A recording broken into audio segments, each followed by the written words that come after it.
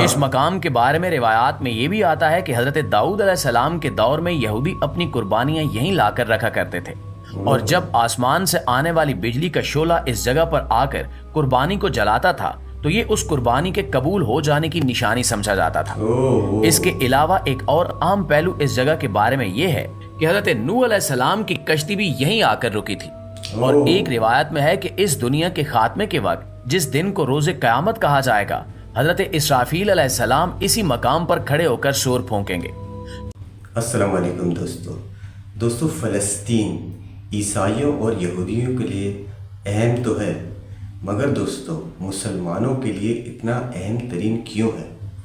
دوستو بات ہو اگر امام الانبیاء حضرت ابراہیم علیہ السلام کی، یا مسجد اقصیٰ جو مسلمانوں کا قبلہ اول ہے، یا پھر مسجد اقصیٰ کو گرانے کی سازش۔ دوستو آج اس سب پر بات کریں گے۔ پہلے دوستو ویڈیو دیکھتے ہیں، اس کے بعد مزید تفصیل سے اس پر بات کریں گے۔ آئیے پہلے ویڈیو دیکھتے ہیں۔ اردو خبر کے معزز دوستوں، میں ہوں ماجد ملک اور آپ تمام دیکھنے اور سننے والوں کو السلام علیکم۔ ناظرین، آج کی ویڈیو میں ہم بات کریں گے مسلمانوں کے لیے نہایت اہمیت کے حامل ایک ایسے مقام کی جس کا ذکر تاریخ میں جا بجا ملتا ہے، اور یہ مقام صرف مسلمانوں کے لیے نہیں بلکہ یہودیوں اور عیسائیوں کے لیے بھی اتنا ہی عام ہے۔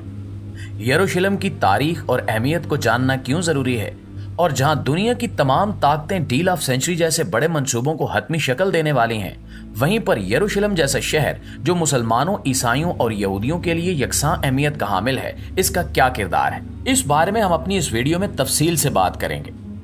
ناظرین، ہیکل سلیمانی کا ذکر قرآن پاک میں بطور ایک مسجد کے آیا ہے، اور 17 سال تک حضور اکرم صلی اللہ علیہ وآلہ وسلم بیت المقدس کی طرف رخ کر کے نماز ادا کرتے رہے، تاکہ یہودیوں کو یہ پیغام دیا جا سکے کہ جس خدا نے حضرت موسیٰ علیہ السلام کو بھیجا تھا، اسی خدا نے حضرت محمد صلی اللہ علیہ وآلہ وسلم کو بھی بھیجا ہے، اور جس طرح توریت اللہ تعالیٰ نے نازل کی ہے، اسی طرح قرآن مجید بھی اللہ تعالیٰ نے ہی نازل کیا ہے۔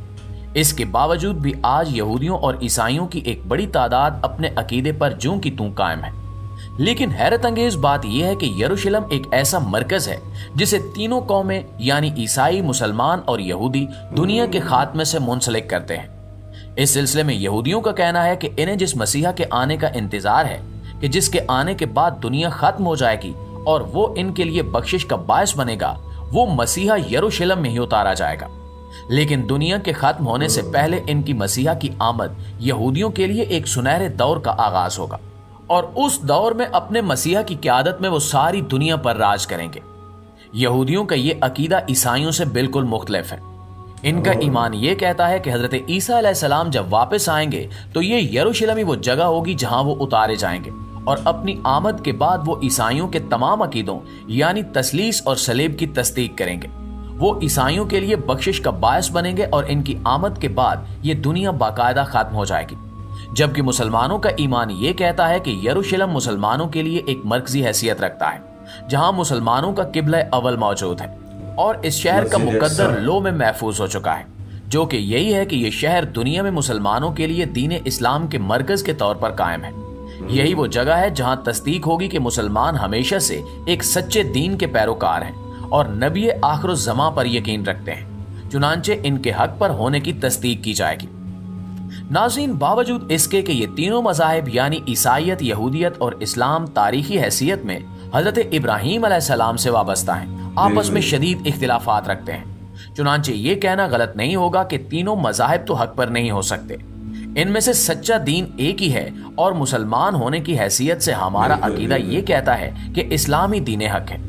یروشلم کی تاریخ اٹھا کر دیکھی جائے تو معلوم ہوتا ہے کہ 4000 سالہ پرانی تاریخ رکھنے والا یہ شہر کم از کم 2 مرتبہ مکمل طور پر تباہ ہونے کے باوجود دنیا کے نقشے پر دوبارہ ابھرا ہے۔ کہا جاتا ہے کہ اس پر کم از کم 52 حملے ہو چکے ہیں، اور تقریباً 64 مرتبہ یہ شہر مختلف قوموں کے قبضے میں رہا۔ جبل یہودا کے پہاڑوں سے گھرا ہوا یہ شہر یہودیوں کے لیے قریباً 4000 سالوں سے، عیسائیوں کے لیے 2000 سالوں سے اور مسلمانوں کے لیے 1400 سالوں سے ایک مقدس مقام کی حیثیت رکھتا ہے۔ 64% یہودی، 32% مسلمان اور 2% عیسائی یہاں رہائش پذیر ہیں۔ मुसलमानों के लिए यरूशलेम की अहमियत इस वक्त और बढ़ जाती है जब हम देखते हैं कि हजरत इब्राहिम अलैहिस्सलाम, जिन्हें अबुल अंबिया कहा जाता है, ने नमरूद की आग से बचने के बाद इज़्ने खुदाबंदी के तहत इराक से अपने भतीजे हजरत लूत अलैहिस्सलाम के साथ इस अर्ज़ मुकद्दस की तरफ हिजरत की थी और अल्लाह के हुक्म से इन्हें इस शहर में रहने का कहा गया था। और अल्लाह ताला ने जमीन के इस मुकद्दस टुकड़े को अपने नबी के लिए चुनने के बाद ये तय फरमा दिया था कि हजरत इब्राहिम अलैहिस्सलाम का दीन वहीं रहेगा। चुनांचे हम मुसलमान अपने इस अकीदे पर ईमान रखते हैं कि जब अल्लाह ताला ने यह तय कर दिया था कि दुनिया के खात्मे तक हजरत इब्राहिम का दीन दीन हक, जो अब दीन इस्लाम की सूरत में मौजूद है, वो इसी अर्ज़ मुकद्दस में ही रहेगा, तो ये कैसे हो सकता है कि इस अर्ज़ पाक पर आखिरी वक्त में दीगर मज़ाहिब रह सकें, क्योंकि फतह दीन हक की ही होगी। चुनांचे दुनिया भर के मुसलमानों के लिए यरूशलेम की अहमियत आज तक अपनी जगह कायमो दायम है कि इस अर्ज़ मुकद्दस की तकदीर में लिखा जा चुका है कि वो हक और बातिल की तस्दीक करेगा, यानी ये शहर, ये मकाम गवाही देगा कि हक क्या है और बातिल क्या है। शहर यरूशलेम की तारीख का एक अहम बाब हजरत उमर बिन खत्ताब के दौर को माना जाता है। जब हजरत उमर रज़ी अल्लाह ताला अन्हु फातिह यरूशलेम की हैसियत से शहर में दाखिल हुए तो मामूल के मुताबिक वहां कोई खून रेजी नहीं हुई, ना ही किसी इंसान का कत्ल किया गया और ना ही किसी इबादत गाह को गिराया गया। 4000 सहाबा कराम के लश्कर के साथ दाखिल होने के बावजूद किसी की तरफ से इंसानियत की कोई तजलील और कोई तौहीन नहीं की गई। उसी जमाने में वहां पर अपनी खिलाफत कायम करने के बाद हजरत उमर रज़ी अल्लाह ताला अन्हु ने ईसाइयों और यहूदियों की इबादत गाहों का जायजा लिया और मुसलमानों के लिए मस्जिद की तामीर के लिए एक जगह मुंतखब की। जायजा लेना इसलिए जरूरी था ताकि ये मालूम हो सके कि मस्जिद में नमाज पढ़ने वाले नमाजियों का रुख खाना काबा की तरफ ही रहे। और इस दौरान हजरत उमर रज़ी अल्लाह ताला अन्हु को ऐसी कई जगह दिखाई गईं जो या तो यहूदियों की पुरानी इबादत गाहें थीं या जहां पर मुसलमानों का रुख मुतय्यन करना मुश्किल हो जाता। चुनांचे काफी छानबीन के बाद इस जगह पर यहाँ लकड़ी से बनाई गई एक सादा सी मस्जिद तामीर कर दी गई। ये वही मस्जिद है जो मस्जिद अक्सा कहलाती है। यहाँ पहली अजान देने के लिए हजरत बिलाल हबशी रजी अल्लाह ताला अन्हु से दरखास्त की गई, जो कि हजरत मोहम्मद सल्लल्लाहु अलैहि वसल्लम के विसाल के बाद से आजान देना छोड़ चुके थे। लेकिन हजरत उमर के इसरार पर मस्जिद अक्सा में इन्होंने पहली अजान दी और खलीफा हजरत उमर के पीछे सब ने वहां नमाज पढ़ी। नाज़रीन, तारीख में आया है कि करीबन 72 हिजरी में खलीफा अब्दुल मालिक की तरफ से उस मकाम पर जहां हजरत मोहम्मद सल्लल्लाहु अलैहि वसल्लम बुराक पर सवार होकर महराज पर तशरीफ ले गए थे, एक शानदार इमारत की तामीर हुई। इस इमारत की तामीर में करीबन 4 साल लग गए और इसे काबतुस सखरा या डूम ऑफ द रॉक भी कहा जाता है। इस मकाम के बारे में रिवायात में ये भी आता है कि हजरत दाऊद अलैहिस्सलाम के दौर में यहूदी अपनी कुर्बानियां यहीं लाकर रखा करते थे और जब आसमान से आने वाली बिजली का शोला इस जगह पर आकर कुर्बानी को जलाता था तो ये उस कुर्बानी के कबूल हो जाने की निशानी समझा जाता था। इसके अलावा एक और अहम पहलू इस जगह के बारे में ये है कि हजरत नूह अलैहिस्सलाम की कश्ती भी यहीं आकर रुकी थी और एक रिवायत में है कि इस दुनिया के खात्मे के वक्त जिस दिन को रोज़े क़यामत कहा जाएगा, हजरत इसराफील अलैहिस्सलाम इसी मकाम पर खड़े होकर शोर फूंकेंगे। चुनांचे मुसलमानों के लिए अपने किबला अव्वल की हिफाजत करना, बैतुल मक़दस पर अपना तसल्लुत कायम करना और मस्जिद अक्सा की हिफाजत इनके दीन का अहम हिस्सा है।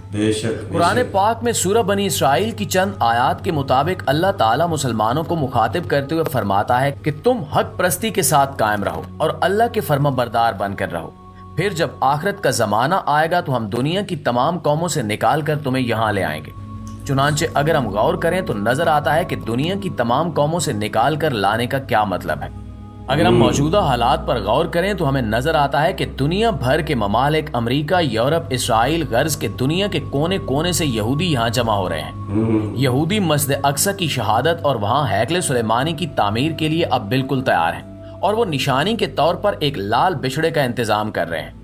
जिसके मिल जाने के बाद वो ना सिर्फ इसे ज़िबा करेंगे बल्कि इसके बाद इसे जलाकर इसकी राख से इस सरजमीन को पाक करेंगे और अपना तसल्लुत कायम करेंगे। मौजूदा हालात इसी तरफ इशारा कर रहे हैं कि यहूदी लाबी अपनी सबसे बड़ी गेम, जिसे डील ऑफ सेंचुरी भी कहा जाता है, की तरफ पूरी तरह मुतवज्जे है। चुनांचे वक्त का तकाजा है कि मुसलमान भी मस्जिद अक्सा की हिफाजत और बैतुल मक़दस की हिफाजत के लिए अपने हिस्से का किरदार अदा करने के लिए तैयार रहें। अल्लाह ताला से दुआ है कि वो तमाम मुसलमानों को अपनी हिफ्ज़ व अमान में रखे और ईमान पर कायम रखे। आमीन सुमा आमीन। दोस्तों, इसमें अहम तरीन बात यह है कि हज़रत इब्राहीम अलैहिस्सलाम جنہیں امام الانبیاء بھی کہا جاتا ہے، اللہ تعالیٰ نے حضرت ابراہیم علیہ السلام کو نمرود کے ظلم سے بچانے کے لیے فلسطین ہجرت کرنے کو کہا،